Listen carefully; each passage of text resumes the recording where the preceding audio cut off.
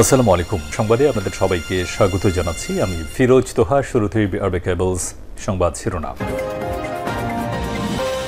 বাংলাদেশের সর্বশেষ গুরুত্বপূর্ণ আপডেট সংবাদে আপনাকে স্বাগত। শুরুতেই সংবাদ শিরোনাম, পরে বিস্তারিত। শুরুতেই জানাবো, পুলিশ কর্মকর্তাদের সঙ্গে জরুরি বৈঠকে বসবেন প্রধান উপদেষ্টা অধ্যাপক ডক্টর মোহাম্মদ ইউনূস। পুলিশের বিভিন্ন পর্যায়ের কর্মকর্তাদের নিয়ে জরুরি বৈঠকে বসবেন প্রধান উপদেষ্টা অধ্যাপক ডক্টর মোহাম্মদ ইউনূস। সোমবার ১৭ মার্চ প্রধান উপদেষ্টার তেজগাঁওয়ের কার্যালয়ে এই বৈঠক অনুষ্ঠিত হবে। উপস্থিত থাকবেন মাঠ পর্যায়ের পুলিশের ঊর্ধ্বতন কর্মকর্তারা। জানা যায় ১২৭ জন পুলিশ কর্মকর্তার সঙ্গে বিশেষ বৈঠকটি অনুষ্ঠিত হবে। এরপর জানাবো, অস্ত্র বিক্রির সময় বঙ্গবন্ধু প্রজন্ম লীগের সভাপতি সহ আটক ২। নরসিংদীর মনোহরদীতে অস্ত্র বিক্রির সময় শিবপুর উপজেলা বঙ্গবন্ধু প্রজন্ম লীগের সভাপতি সহ ২ জনকে গ্রেপ্তার করেছে পুলিশ। এ সময় তাদের কাছ থেকে দুটি বিদেশি পিস্তল, ২ রাউন্ড পিস্তলের গুলি, একটি পালসার মোটরসাইকেল উদ্ধার করা হয়েছে।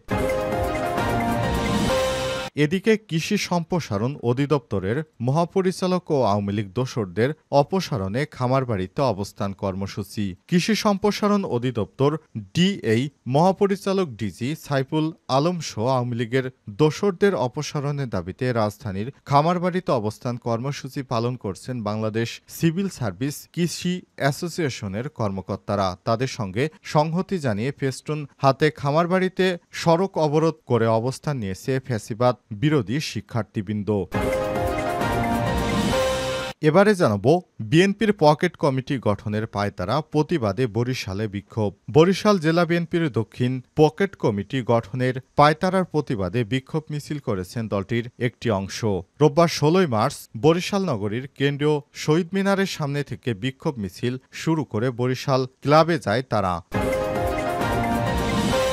এদিকে গণহত্যা মামলায় হাসিনার সহযোগী আসামি সাবেক আইজিপি মামুন। জুলাই-আগস্ট গণহত্যার প্রথম মামলায় শেখ হাসিনার সঙ্গে সহযোগী আসামি হিসেবে পুলিশের সাবেক পুলিশ প্রধান আব্দুল্লাহ আল মামুনকে অন্তর্ভুক্ত করা হয়েছে। একই সঙ্গে আগামী ১৮ মার্চ তাকে জিজ্ঞাসাবাদের জন্য অনুমতিও দিয়েছে আন্তর্জাতিক অপরাধ ট্রাইব্যুনাল। এবং সর্বশেষ জানাবো, আগামী নির্বাচন অনেক বড় চ্যালেঞ্জ বললেন বিএনপি নেতা ইশরাক। বিএনপির আন্তর্জাতিক বিষয়ক সম্পাদক সদস্য ইঞ্জিনিয়ার ইশরাক হোসেন বলেছেন, আগামী দিনে বাংলাদেশের রাজনীতি অনেক কঠিন হবে। বিএনপির প্রতি জনগণের প্রত্যাশা অনেক বেশি। আগামী নির্বাচন অনেক বড় চ্যালেঞ্জে পড়তে যাচ্ছে বিএনপি। আজ বগুড়া জেলা ছাত্রদল আয়োজিত সরকারি আজিজুল হক কলেজ মাঠে উন্মুক্ত ইফতার ও দোয়া মাহফিল অনুষ্ঠানে প্রধান অতিথির বক্তব্যে সব কথা বলেন তিনি। প্রিয় দর্শক, এতক্ষণ শুনছিলেন সংবাদ শিরোনাম, এবারে বিস্তারিত। তবে তার আগে বন্ধুরা, অনুরোধ থাকবে সংবাদটিতে একটি লাইক দিন। এই চ্যানেলে আপনি নতুন হয়ে থাকলে আমাদের সংবাদটি দেখতে দেখতে চ্যানেলটি সাবস্ক্রাইব করে রাখুন, যাতে করে বন্ধুরা আমাদের পরবর্তী লেটেস্ট আপডেট সংবাদগুলো সবার আগে আপনার কাছে পৌঁছে যায়। আর বন্ধুরা, এই সংবাদটি আপনার সোশ্যাল মিডিয়ায় শেয়ার করে বন্ধুদের মাঝে ছড়িয়ে দিন, যাতে করে এই সংবাদটি বন্ধুদের মাঝেও পৌঁছে যায়। এবারে বিস্তারিত। পুলিশের কর্মকর্তাদের সঙ্গে বৈঠকে বসবেন প্রধান উপদেষ্টা। পুলিশ সদস্য সহ বিভিন্ন পর্যায়ের কর্মকর্তাদের নিয়ে জরুরি বৈঠকে বসবেন প্রধান উপদেষ্টা অধ্যাপক ডক্টর মোহাম্মদ ইউনূস। সোমবার ১৭ মার্চ প্রধান উপদেষ্টা তেজগাঁওয়ের কার্যালয়ে বৈঠক অনুষ্ঠিত হবে। এতে উপস্থিত থাকবেন মাঠ পর্যায়ের পুলিশের ঊর্ধ্বতন কর্মকর্তারা। জানা যায় ১২৭ জন পুলিশের কর্মকর্তাদের সঙ্গে বিশেষ বৈঠকটি অনুষ্ঠিত হবে। আইন শৃঙ্খলা পরিস্থিতি এবং বর্তমান পরিস্থিতিতে দিক নির্দেশনা দিতে এই জরুরি বৈঠকের প্রয়োজন। প্রধান উপদেষ্টার কার্যালয়ে বৈঠক দেশের সব জেলার police super, SP, range DIG, উপমহাপরিদর্শক, মহানগর পুলিশ কমিশনার, সব ইউনিটের প্রধান, পুলিশ সদর দপ্তরের ৩ জন ডিআইজি ও সব অতিরিক্ত আইজিপি এবং আইজিপি উপস্থিত থাকবেন। এদিন প্রধান উপদেষ্টা পুলিশের ঊর্ধ্বতন কর্মকর্তাদের উদ্দেশ্যে দিক নির্দেশনামূলক ভাষণ দেবেন। অন্তর্বর্তীকালীন সরকারের দায়িত্ব গ্রহণের পর দেশে চাঁদাবাজি, চুরি, ছিনতাই ব্যাপক হারে বৃদ্ধি পেয়েছে। তাই পুলিশ সদস্যদের দিক নির্দেশনা দিতে চান অন্তর্বর্তীকালীন সরকারের প্রধান উপদেষ্টা অধ্যাপক ডক্টর মোহাম্মদ ইউনূস। সে অনুযায়ী তিনি জরুরি বৈঠকে বসছেন পুলিশ কর্মকর্তাদের সঙ্গে। তাদেরকে জরুরি দিক নির্দেশনা দিবেন কিভাবে দেশের আইনশৃঙ্খলা পরিস্থিতি ঠিক করা যায়, আগের মতো পরিস্থিতি নিয়ে আসা যায়। এজন্য পুলিশ কর্মকর্তাদের এই দিক নির্দেশনা দেওয়ার জন্য কার্যক্রম হাতে নিয়েছেন তিনি। অস্ত্র বিক্রির সময় বঙ্গবন্ধু প্রজন্ম লীগের সভাপতিসহ গ্রেপ্তার ২। নরসিংদীর মনোহরদীতে অস্ত্র বিক্রির সময় শিবপুর উপজেলা বঙ্গবন্ধু প্রজন্ম লীগের সভাপতিসহ ২ জনকে গ্রেপ্তার করেছে পুলিশ।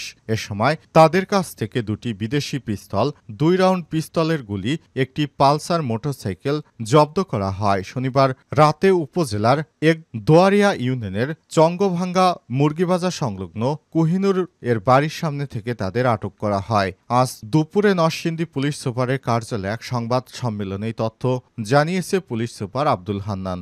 গ্রেপ্তারকৃতরা হলেন শিবপুর উপজেলার আশরাফপুর গ্রামের মমতাজ উদ্দিনের ছেলে বঙ্গবন্ধু প্রজন্ম লীগের সভাপতি মামুন প্রধান ৩৫, একই গ্রামের চাকবাড়ির দেলোয়ার হোসেন খানের ছেলে আজিম খান ২৫।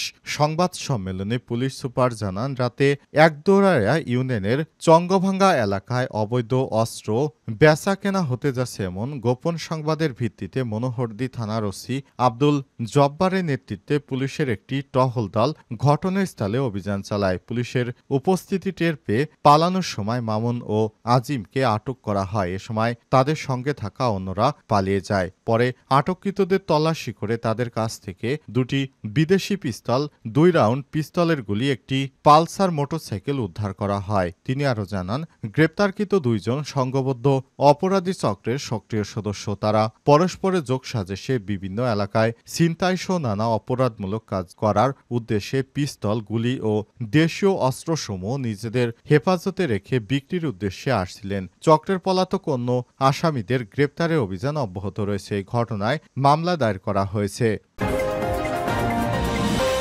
কৃষি সম্প্রসারণ অধিদপ্তরের মহাপরিচালক ও আওয়ামী লীগের দোসরদের অপসারণের দাবিতে খামারবাড়িতে অবস্থান কর্মসূচি। কৃষি সম্প্রসারণ অধিদপ্তর ডিআই এর মহাপরিচালক ডিজি সাইফুল আলমসহ আওয়ামী লীগের দোসরদের অপসারণের দাবিতে রাজধানীর খামারবাড়িতে অবস্থান কর্মসূচি পালন করছেন বাংলাদেশ সিভিল সার্ভিস কৃষি অ্যাসোসিয়েশনের কর্মকর্তারা। তাদের সঙ্গে সংহতি জানিয়ে ফেস্টুন হাতে খামারবাড়ির সামনে সড়ক অবরোধ করে অবস্থান নিয়েছে ফ্যাসিবাদ বিরোধী শিক্ষার্থীবৃন্দ। রোববার ১৬ মার্চ এমন চিত্র দেখা গেছে। কর্মসূচির নেতৃত্ব দেন বাংলাদেশ সিভিল সার্ভিস কৃষি অ্যাসোসিয়েশনের সদস্য সচিব মোহাম্মদ রেজাউল ইসলাম মুকুল। তবে বেলা ১২টার দিকে টহলরত সেনাবাহিনী ও পুলিশ সদস্যরা অবস্থান কর্মসূচি ভণ্ডুল করে দেয়। এ সময় অবস্থান কর্মসূচিতে অংশ নেওয়া কর্মকর্তাদের সরে যেতে বলা হয়েছে।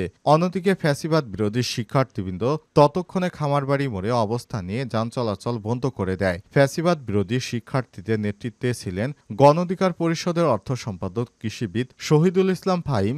গত বৃহস্পতিবার ডিএইর প্রশাসন ও অর্থ উইংয়ের উপপরিচালক ড মোহাম্মদ মাহবুবুর রশিদকে মেহেরপুরের বারাদি হর্টিকালচার সেন্টারের উপপরিচালক পদে বদলির প্রজ্ঞাপন জারি করে কৃষি মন্ত্রণালয় মাহবুবুর রশিদের স্থলাভিষিক্ত করা হয়। উদ্ভিদ বঙ্গনিরোধ উইংয়ের উপপরিচালক আমদানি মোহাম্মদ মুরাদুল হাসানকে এই বদলি ঘিরে খামারবাড়িতে অস্থিরতা তৈরি হয়েছে।